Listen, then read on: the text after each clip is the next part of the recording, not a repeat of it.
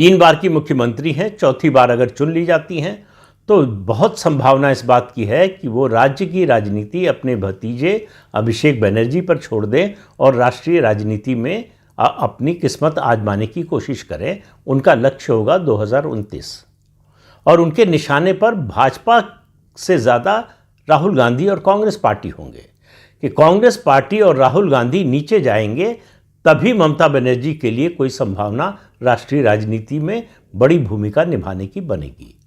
तो पश्चिम बंगाल भाजपा मानती है कि पूरब का सबसे संघर्षपूर्ण किला है। भारतीय जनता पार्टी पूरी ताकत लगा रही है इस बार पश्चिम बंगाल में सत्ता में आने की। लेकिन तमिलनाडु उससे भी ज़्यादा महत्वपूर्ण है। तमिलनाडु में अगर द्रमुक की जीत होती है तो इसका मतलब विपक्ष के पास एक नॉर्थ बनाम साउथ का मुद्दा और प्रभावी हो जाएगा और मजबूत हो जाएगा कि दक्षिण में भाजपा कुछ नहीं है। दक्षिण में इस समय भाजपा किसी राज्य में, आंध्र प्रदेश को छोड़ दें जहां उसकी गठबंधन सरकार है, तो कहीं सत्ता में नहीं है। उसकी खासतौर से पिछले लोकसभा चुनाव में भारतीय जनता पार्टी का वोट शेयर तमिलनाडु में बढ़ा है, 11.24% तक चला गया है, जो अब तक के इतिहास का सबसे बड़ा वोट शेयर है भारतीय जनता पार्टी का।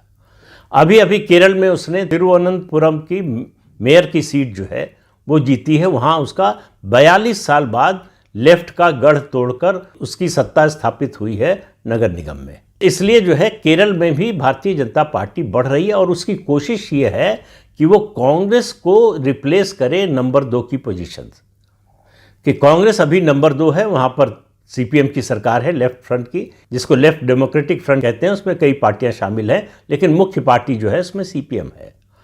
लेकिन अब देखिए एक बड़ा विरोधाभास कहें, विडंबना कहें कि केरल की राजनीति में भाजपा रिप्लेस तो कांग्रेस पार्टी को करना चाहती है नंबर 2 की स्थिति में, लेकिन वो वोट किसका लेना चाहती है?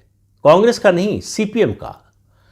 केरल में सीपीएम को हिंदू पार्टी के रूप में जाना जाता है, तो भाजपा की नज़र है सीपीएम के हिंदू वोट बैंक पर कि हिंदुओं को अलग करे सीपीएम से। सीपीएम को हिंदुओं से अलग करेगी, सीपीएम हारेगी, सत्ता से बाहर होगी, तो ये संभव है कि इस चुनाव में, जिसकी उम्मीद ज़्यादा लग रही है कि कांग्रेस पार्टी सत्ता में आ जाए, फिर सीधा मुकाबला कांग्रेस और भारतीय जनता पार्टी में होगा। ये हालांकि ये समीकरण केवल अभी कागजी है, ज़मीन पर क्या होगा